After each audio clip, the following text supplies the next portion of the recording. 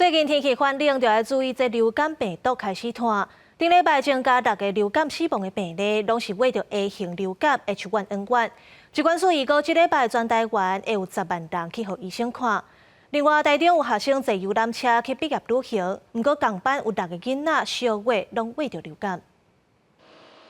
天气冷，流感病毒嘛开始创秋。台中基层诊所的医师发现讲，即马拄好是国中、国小毕业旅行的大月，真侪学生拢坐游览车去佚佗。但冇想到等来学校了后，有真侪人拢出现呼吸道的症头。台中市卫生局嘛证实讲，一间国小共班6个学生，因为上时出现类流感群组通报。因为毕业旅行会乘坐游览车，在游览车里面是一个密闭的空间，所以一旦有同学感染了流感病毒，应该传播的速度就会很快。疾管署讲，流感的疫情这礼拜会入来到流行期，尤其目前主流病毒株 H1N1 是势头正强。顶礼拜新增加6例流感死亡病例，拢是感染到 A 型的流感病毒 H1N1。其中上少年的死亡个案是北部45岁女性，本身有慢性病史，无做即季的流感疫苗，发病迄天就引起暗规线的风暴。虽然赶去急诊，嘛是因为急性的心细衰结过往。 他因为这个并发肺炎的情形，而且他也有这个甲状腺风暴，